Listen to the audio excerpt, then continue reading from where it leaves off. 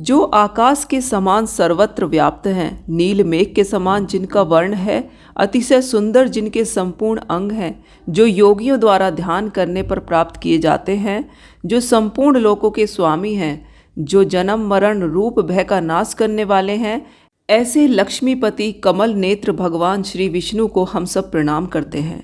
ओम नमो भगवते वासुदेवाय। आप सभी पर भगवान श्री विष्णु की कृपा सदैव बनी रहे। आज हम माघ मास के चतुर्थ अध्याय का श्रवण करेंगे। आप सभी श्रोताओं से अनुरोध है, अगर आपको कथा अच्छी लगे तो वीडियो को लाइक जरूर करिएगा और हमारे चैनल को सब्सक्राइब भी करें। तो चलिए कथा का शुभारंभ करते हैं। वशिष्ठ जी बोले, हे राजन, जब भृगु जी अपनी तपस्या में लीन थे तब विद्याधरों का एक दंपति उनके पास पहुंचा। वे बहुत दुखी थे और भृगु जी को अपनी कथा सुनाने आए थे। उन्होंने मुनि को श्रद्धा पूर्वक प्रणाम किया और कहा, हे मुनिदेव, इस दिव्य देह को पाकर हम भी दोनों बहुत दुखी हैं। मेरी भार्या परम सुंदरी और नृत्य एवं संगीत में प्रवीण है। यह वीणा बजाने में दक्ष है। इसके वीणा वादन की महर्षि नारद ने भी प्रशंसा की है। संगीत के ज्ञाता इंद्र भी इससे प्रभावित हैं। भगवान महादेव भी इसकी संगीत विद्या से प्रसन्न है। ऐसी परम सुंदरी और गुणवती भार्या को पाकर मैं सुखी नहीं हूँ। कहाँ यह रूपवती मेरी भार्या और कहाँ व्याघ्र के मुख वाला मैं इसी चिंता में परेशान एवं दुखी रहता हूँ। उस विद्याधर की बात को सुनकर त्रिकालज्ञ भृगु जी मुस्कुराकर बोले, हे विद्याधर, हर प्राणी को कर्मों के अनुसार फल प्राप्त होता है। जो ज्ञानी होते हैं वे मोह नहीं करते और जो अज्ञानी होते हैं वे मोह में फंसे रहते हैं। जिस तरह यक्षिका के पांव विष विषम हैं, उसी तरह अधूरा कर्म दुखी करता है। पिछले जन्म में तूने माघ मास की एकादशी का व्रत करके द्वादशी को तेल स्नान किया था, उसी के कारण तेरा मुख व्याघ्र का है। राजा पुरखा ने भी तेरी ही भांति भूल की थी, इसी कारण उनको कुरूप देह प्राप्त हुई थी। राजा अपनी कुरूपता पर बड़ा दुखी था। वह गिरिराज के समीप देव सरोवर पर आ गया। उसने स्नान किया और तपस्या हेतु कुसा के आसन पर बैठ गया। उसने शंख चक्र गदा पद्मधारी भगवान श्री हरि विष्णु को हृदय में धारण कर 30 मास तक निराहार रहकर कठोर तप किया।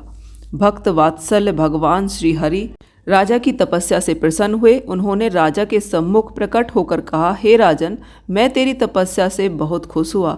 इतना कहकर भगवान ने स्वयं अपने शंख के जल से राजा का अभिषेक किया, जिससे राजा का शरीर सुंदर हो गया। भृगु जी बोले, हे विद्याधर, यह सब तेरे पूर्व जन्मों का ही फल है। यदि तुम वास्तव में इस रूप को त्यागना चाहते हो तो माघ मास में मणिकूट नदी के जल में जाकर स्नान करो, तब तुम अपने पहले पापों से मुक्त हो सकते हो। इस नदी के तट पर देव मुनि सिद्ध निवास करते हैं। तेरे भाग्य से 5 दिन बाद ही माघ मास प्रारंभ होगा। तू स्नान की विधि ध्यान से श्रवण कर। पौष सुदी एकादशी से ही प्राणी को त्रिकाल स्नान निराहार रहते हुए पृथ्वी पर शयन करना चाहिए। भोग विलास त्याग कर जितेंद्रिय हो माघ शुक्ल एकादशी तक 3 समय भगवान विष्णु का पूजन करना चाहिए। तू भी ऐसा ही करे तो तेरा मनोरथ पूर्ण होगा। द्वादशी के दिन मैं स्वयं आकर तेरा अभिषेक करूँगा। निश्चय ही तू कामदेव के समान सुंदर हो जाएगा। इतना कह भृगु जी ने फिर कहा, हे विद्याधर, माघ स्नान प्राणी के समस्त पापों को नष्ट करने वाला है। इसका फल तप और यज्ञ से भी श्रेष्ठ है। पुष्कर, कुरुक्षेत्र, ब्रह्मावत, मायापुरी, हरिद्वार, काशी, प्रयाग, सागर, संगम के 10 वर्ष तक निरंतर स्नान से जो फल प्राप्त होता है, उस प्राणी को माघ मास में केवल 3 दिन के स्नान से ही प्राप्त हो जाता है। जो स्वर्ग की कामना करते हैं वे मकर के सूर्य में स्नान करें। इससे आयु, आरोग्य, रूप, सुख, सौभाग्य की प्राप्ति होती है। जो नरक और दरिद्रता से भय करते हों वे सदैव माघ स्नान करते रहें। वशिष्ठ जी ने कहा, हे राजन, भगवान भृगु की इस परम पुनीत बातों को सुनकर तुम्हें माघ स्नान की महत्ता का ज्ञान हो गया होगा। ये स्नान अनेक फलों को देने वाला है। सकाम अथवा निष्काम भाव से प्राणी को चाहिए कि वह माघ मास में स्नान करे।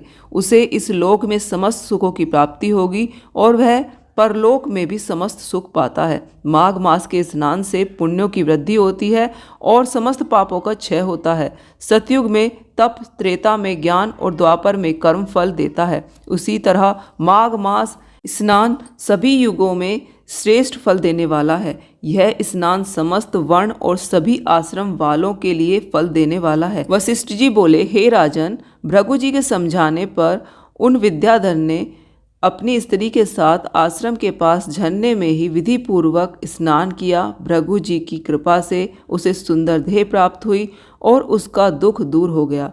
वह कामदेव के समान सुंदर मुख वाला होकर अपनी पत्नी के साथ विहार करने लगा।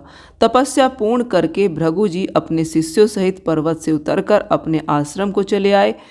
हे राजन, जो इस परम पुनीत कथा को श्रवण करता है उसके समस्त मनोरथ पूर्ण होते हैं। बोलिए भगवान श्री हरि विष्णु की जय। तो चतुर्थ अध्याय यहाँ पर समाप्त होता है। मिलते हैं आपसे कल 5वें अध्याय के साथ। जय सिया राम।